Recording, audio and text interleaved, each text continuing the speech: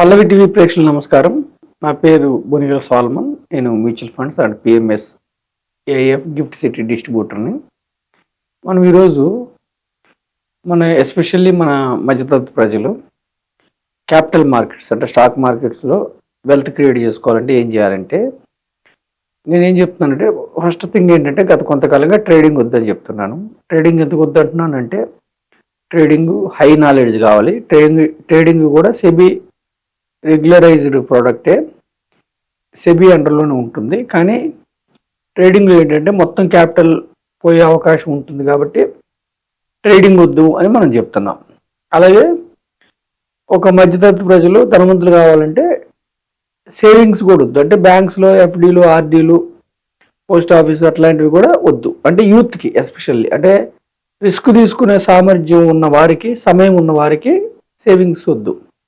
ఎవరికైతే పెద్దవారు రిస్క్ తీసుకోలేరో వాళ్ళు పోస్ట్ ఆఫీస్ కానీ బ్యాంక్ ఎఫ్డీలు కానీ వెళ్ళొచ్చు. ఎందుకంటే వాళ్ళకి మనీ డౌన్ అయినప్పుడు భరించే శక్తి ఉండదు కాబట్టి ఎఫ్డీలు, ఆర్డీలు, పోస్ట్ ఆఫీస్లో కానీ బ్యాంక్స్లో కానీ పెద్దవాళ్ళు వెళ్ళొచ్చు.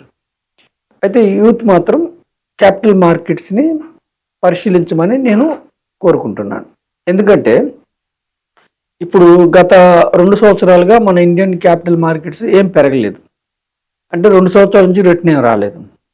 కానీ ఇప్పుడు నెక్స్ట్ 2 ఇయర్స్ మన ఇండియన్ క్యాపిటల్ మార్కెట్స్కి మంచి రోజులు వచ్చినట్లుగా, మన యొక్క మార్కెట్స్ పెరుగుతాయి అన్నట్లుగా పరిస్థితులు కనపడుతున్నాయి. ఎందుకంటే ఎప్పుడు కూడా ఏ దేశంలో స్టాక్ మార్కెట్ అయినా కానీ దీర్ఘకాలంలో ముందుకే వెళ్తుంది. ఎందుకు వెళ్తుందంటే ఎకానమీ బాగుంటే ముందుకెళ్తుంది, జీడిపి బాగుంటే ముందుకెళ్తుంది, ఇంట్రెస్ట్ రేట్స్ అదుపులో ఉంటే ముందుకెళ్తుంది, ఇన్ఫ్లేషన్ అదుపులో ఉంటే ముందుకెళ్తుంది, ఎంప్లాయ్మెంట్ డేటా సరిగ్గా ఉంటే ముందుకెళ్తుంది. సో మన యొక్క ఈ 2 సంవత్సరాలు పెరగకపోవడానికి కారణాలు మీకు అందరికీ తెలిసిందే. ఫస్ట్ థింగ్ ఏంటంటే ఎఫ్ఐఎల్ సెల్లింగ్, అంటే ఫారిన్ ఇన్స్టిట్యూషనల్ ఇన్వెస్టర్స్ మన దేశ స్టాక్ మార్కెట్స్ నుంచి వెళ్ళిపోయారు గత 2 సంవత్సరాల నుంచి.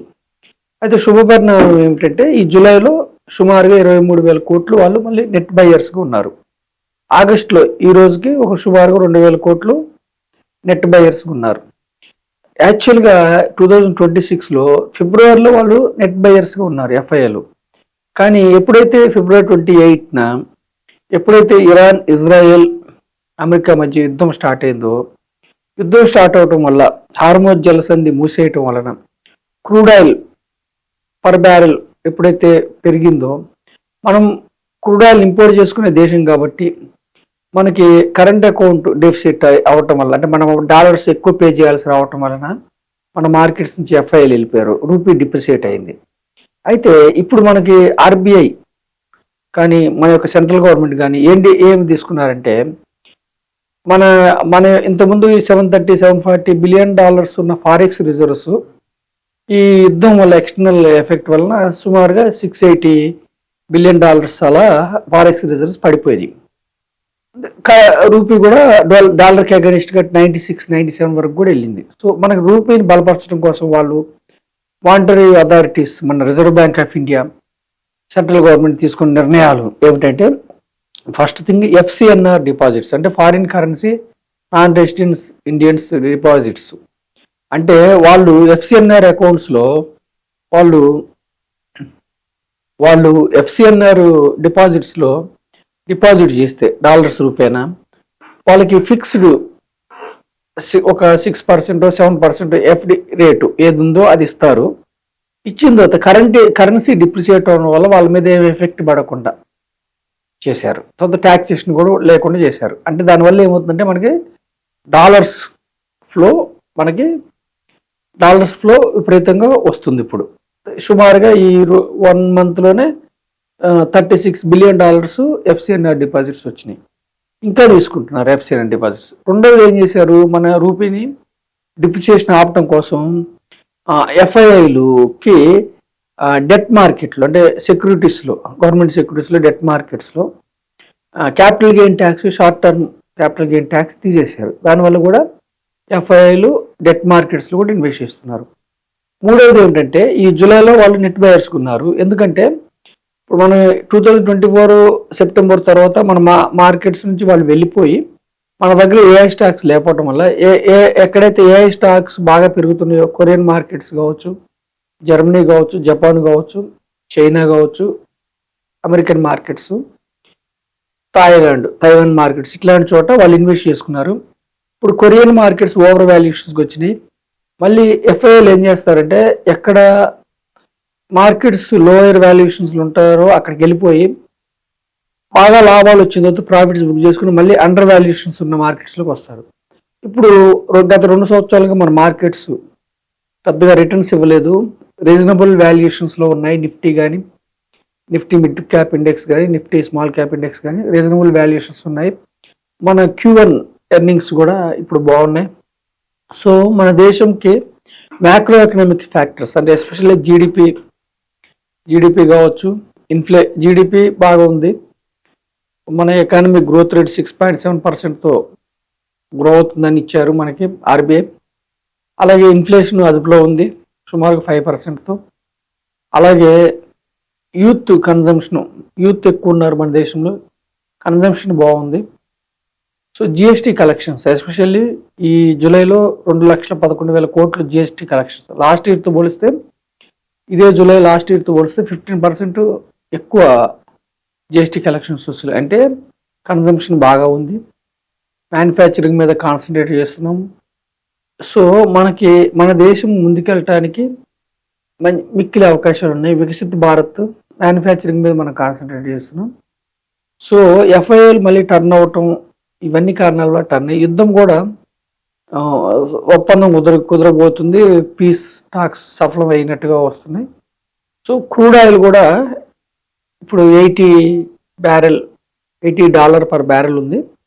సో మనకి ఇండియన్ స్టాక్ మార్కెట్స్లో నెక్స్ట్ రాబోయే యుగం అంతా మంచి అవకాశాలు మీకు కలిగిస్తుంది. అయితే మన మధ్యతరగతి ప్రజల్ని నేను ఏమి ఎడ్యుకేట్ చేస్తున్నానంటే ట్రేడింగ్ వద్దు, ట్రేడింగ్లో డబ్బులు పోయే అవకాశాలు ఉన్నాయి. ఇంట్రాడే కావచ్చు, F&O కావచ్చు. ట్రేడింగ్ కాకుండా పెన్నీ స్టాక్స్ అసలు వద్దు. తర్వాత సింగిల్ స్టాక్స్, 1 స్టాకు, 2 స్టాకు, 4 స్టాకులు అట్లాంటివి కూడా మీరు అవాయిడ్ చేయండి. మీరు ఎకానమీలో ఓనర్షిప్ అంటే గంపగుత్తగా సెన్సెక్స్ అంటే 30 కంపెనీస్ అంటే ఎకానమీలో ఓనర్షిప్ ఏంటంటే డైవర్సిఫికేషన్, ఒక రంగం కాకుండా 10 రంగాలు అలా ఉంటుంది. ఒక కంపెనీ కాకుండా 30 కంపెనీలు, 50 కంపెనీలు, నిఫ్టీ 50 కావచ్చు, నిఫ్టీ నెక్స్ట్ 50 కావచ్చు, నిఫ్టీ మిడ్ క్యాప్ ఇండెక్స్ కావచ్చు, నిఫ్టీ స్మాల్ క్యాప్ ఇండెక్స్ కావచ్చు, ఆర్బిఎస్సి కావచ్చు. వీటిలో మీరు ఇన్వెస్ట్ చేసుకుంటే ఏమైందంటే ఇది మార్కెట్స్కి రిసెంబుల్, ఇవి బ్రాడర్ మార్కెట్స్కి రిసెంబుల్ అంటే ఎకానమీలో ఓనర్షిప్ తీసుకున్నట్టు. మీరు అదే సింగిల్ స్టాక్ అనుకోండి, అన్ని స్టాక్ మార్కెట్ బాగుండే ఒక్క స్టాక్లో ఏమన్నా ఫ్రాడ్ అయినా కానీ ఎర్నింగ్స్ బాగాలేకపోయినా మీరు దెబ్బతినే అవకాశం ఉంటుంది. అందుకని నేనేం చెప్తున్నానంటే బ్రాడర్ మార్కెట్స్లో మీరు ఓనర్షిప్ తీసుకోండి. ఇవి ప్యాసివ్ ఫండ్స్ అంటే నేను చెప్పే నిఫ్టీ ఇవన్నీ. లేదు యాక్టివ్ ఫండ్ అంటే వీటికంటే ఎక్కువ రావాలి, కొంచెం ఎక్స్పెన్స్ రేషియో చెల్లిస్తానన్నప్పుడు యాక్టివ్ ఫండ్స్ ఏమిటంటే ఫండ్ మేనేజర్ మీకోసం బెంచ్ మార్క్ని బీట్ చేయడానికి ప్రయత్నిస్తూ ఉంటారు. సో యాక్టివ్ ఫండ్స్ ఏంటి, మిడ్ క్యాప్ ఫండ్స్ కానీ, స్మాల్ క్యాప్ ఫండ్స్ కానీ, లార్జ్ క్యాప్ ఫండ్స్ కానీ, flexi cap funds, multi cap funds ఇట్లాంటివి పరిశీలించవచ్చు. అయితే షార్ట్ పీరియడ్లో రిస్క్ ఉంటుంది, డబ్బు తగ్గుతుంది. లాంగ్ పీరియడ్లో ఏమిటంటే మన ఇండియన్ స్టాక్ మార్కెట్స్ చాలా రెసిలెంట్గా, చాలా దృఢత్వంగా ఉన్నాయి. ఈరోజు సుమారుగా 78,000 దగ్గర ఉంది సెన్సెక్స్. గత 2 సంవత్సరాల నుంచి మార్కెట్స్ పెద్దగా పెరగలేదు కాబట్టి నెక్స్ట్ 2 years పెరిగే అవకాశాలు ఉన్నాయి. అయితే మనం 2 years కోసం చెప్పట్లేదు. ఇన్వెస్ట్మెంట్స్ ఎప్పుడు more than 10 years, more than 15 years ఉంటే యూత్ ధనవంతులు అవడానికి అవకాశం ఉంటుంది. ఎఫ్ఐఎల్ మళ్ళీ మన వైపు టర్న్ అయ్యారు కాబట్టి మన మార్కెట్స్ ముందుకెళ్ళే అవకాశాలు ఉన్నాయి. అయితే మార్కెట్స్ తగ్గితే కూడా ఎప్పుడు కూడా మీరు గోల్స్, లక్ష్యాలకు అనుగుణంగా మీరు ఇన్వెస్ట్ చేస్తే మార్కెట్స్ తగ్గినా పెరిగినా మీరు భయపడరు. గ్రీడ్ అండ్ ఫియర్ చాలా ఎఫెక్ట్ చూపిస్తుంది స్టాక్ మార్కెట్స్లో. సో మనం ఏమంటున్నామంటే సిస్టమేటిక్గా ఇన్వెస్ట్ చేసుకోవాలి.